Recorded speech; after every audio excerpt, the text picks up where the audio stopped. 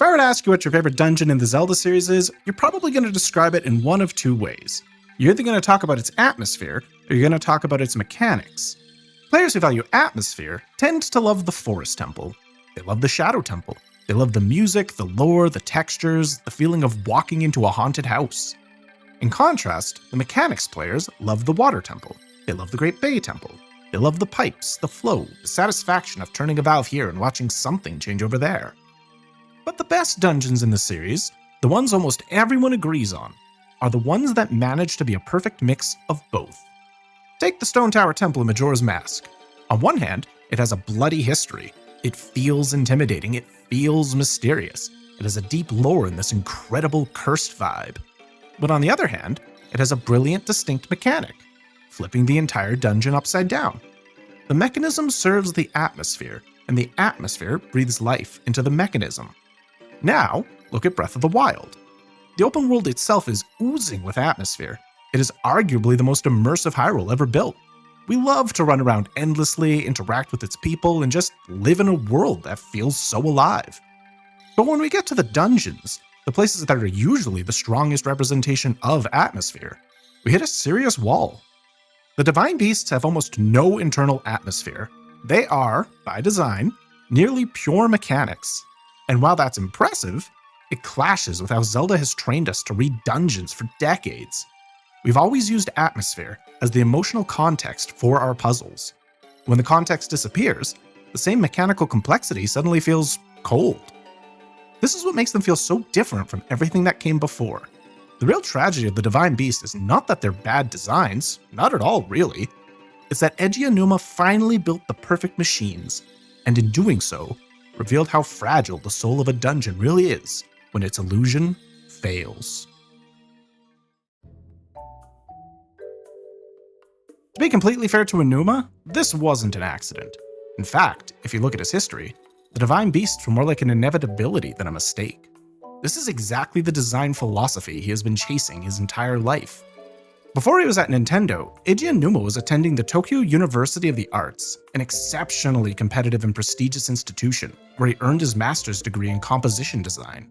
His thesis project had nothing to do with video games. It was a series of Karakuri Dolls. If you've never heard of these before, Karakuri Dolls are essentially analog 17th century robots. Wooden fabric on the outside, but powered by a hidden internal clockwork universe of wound springs and gears. Like a computer, they execute a complete program based entirely on if-then statements.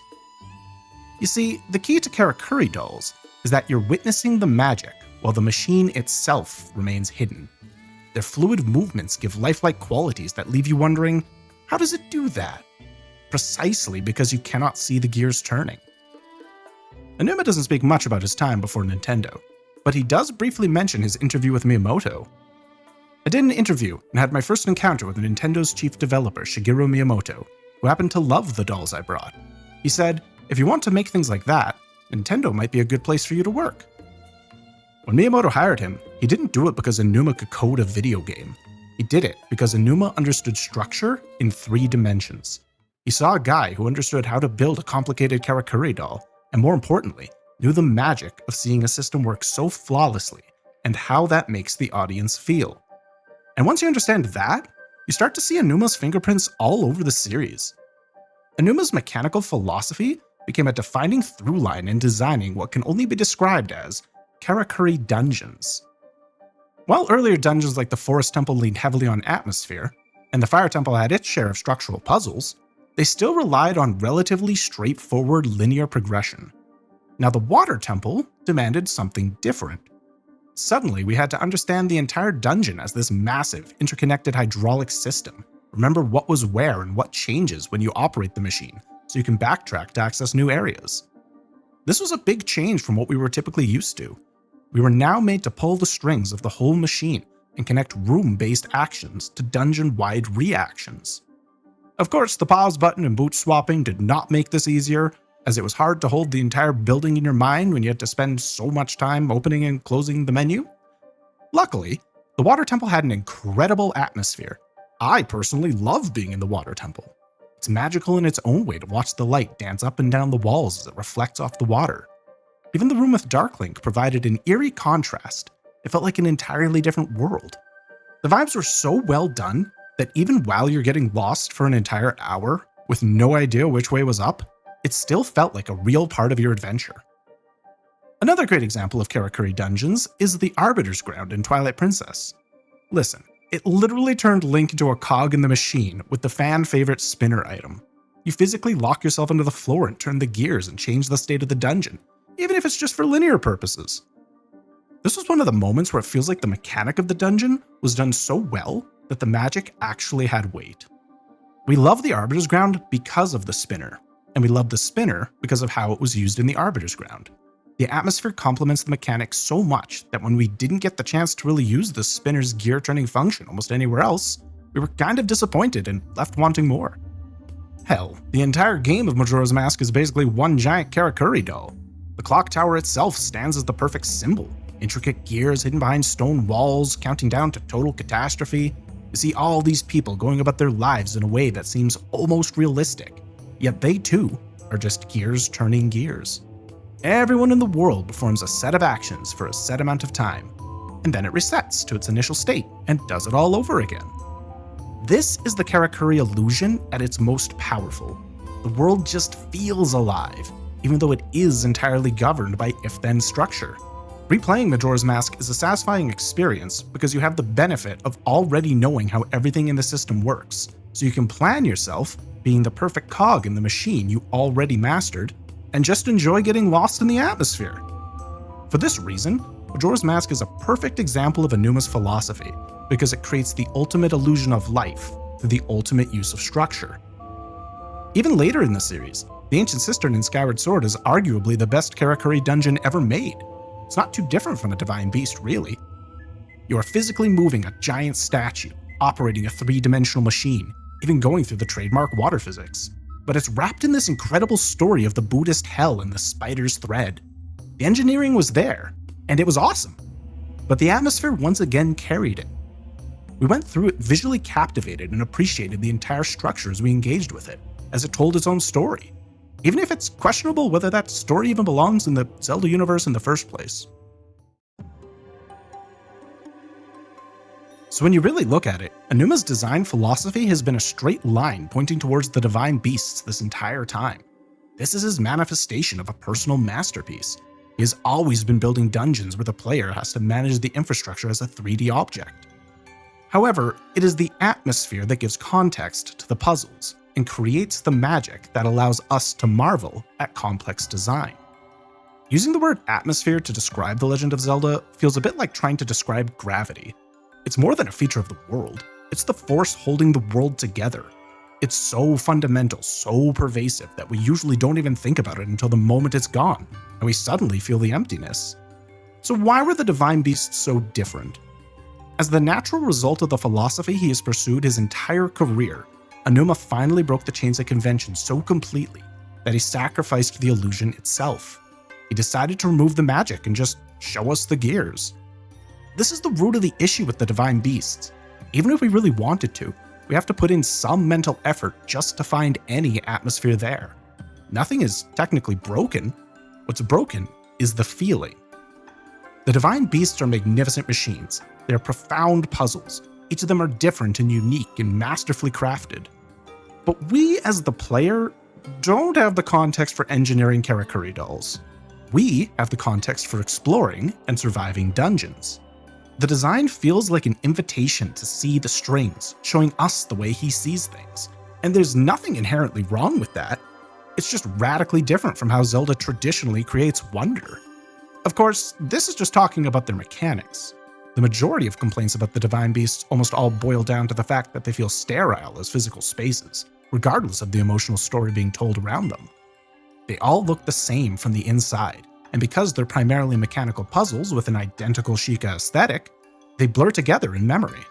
The story is told about them, but never really through them, which is a key difference from a Zelda Dungeons' typical show-don't-tell philosophy. And perhaps part of the problem is that Breath of the Wild already gives us 120 shrines worth of pure mechanical puzzle solving. By the time we reach a Divine Beast, we've already spent dozens of hours as technicians. The one place in a Zelda game where we expect atmosphere to elevate the mechanics, the dungeons, instead just gives us more of what we've been doing all along. Now, to be fair, some players appreciate the streamlined approach to dungeons. They argue that the Divine Beasts respect your time, they're compact, mechanically elegant, and don't overstay their welcome.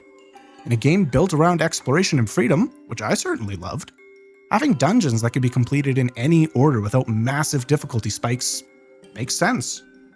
And there's something satisfying about the pure puzzle solving, the way you can see the whole system at once and work out the solution like a Rubik's Cube. For some players, the mechanical transparency isn't a bug, it's a genuinely refreshing feature. But for those of us raised on the series' legacy, it's hard to shake the feeling that something essential was traded away. This is why the Stone Tower Temple, despite being arguably more frustrating to navigate than any Divine Beast, is still widely regarded as a masterpiece. It has a vibe so thick you can practically taste it. It's a tower built to mock the gods. When you flip the dungeon upside down, you're inverting the natural order of the world. You don't see the platforms move, but you do see yourself falling into the sky. The mechanics in Stone Tower Temple are complex, yes, but they serve the illusion. The confusion there makes you feel small and overwhelmed, like an adventurer lost in a cursed place would feel. In the Divine Beasts, the confusion just makes you feel like a mechanic who lost the instruction manual. And since the experience is so unmemorable from one beast to the next, it's hard to escape that feeling even on later playthroughs. Despite dungeons being something the community typically anticipates with excitement, Divine Beasts often inspire a sense of obligation rather than adventure. Even though they could be completed in any order and at any time, I'm sure a lot of us ended up waiting until the very end of the game to finish at least one Divine Beast, simply because we would rather be doing anything else. Deciding to do a Divine Beast means pausing the freedom and exploration that Breath of the Wild is built on, and since there is effectively no treasure to gain from doing them, they ultimately are a low priority part of experiencing this Hyrule. There's just nothing to be excited for. The Divine Beasts fascinate me, because they are the perfected form of one part of the Zelda series' dungeon philosophy, but they also represent the moment another equally important philosophy disappeared. To wrap this up, the Divine Beasts are not bad level design. In fact, from a structural standpoint, they are a triumph. They represent the fulfillment of a lifelong dream for Eiji Aonuma. He got to build his complex puppets in a giant scale, something he'd been dreaming of since art school, and he let us walk inside to pull the strings. But in doing so, he forgot the most important lesson of the puppet. A Karakuri doll is only charming because you don't fully understand how it works. The motion feels alive precisely because the structure stays hidden. But if the doll were made of clear plastic, if every spring, every string, every gear were exposed, the charm would vanish. You would stop seeing a little person and just see a calculator. The Divine Beasts are those transparent dolls. Aonuma wanted us to appreciate the engineering. He wanted to share his passion for how things work, but he ignored that we don't play Zelda games to be engineers. We play them to be adventurers, to stand inside mysteries, not to fully dismantle them. The best Zelda dungeons have always been the ones where the mechanic serves the atmosphere, where the gears turn to tell a story. In Stone Tower Temple, the mechanism was a mystery wrapped in lore, so it felt like an adventure. But in Breath of the Wild, atop the Divine Beasts, the gears turn only for the sake of turning. Eiji Aonuma is a master of 3D dungeon design, a brilliant clockmaker. With the Divine Beasts, he built the most intricate, perfect clockwork the series has ever seen. But The Legend of Zelda has never been about the clock. It's always been about the time.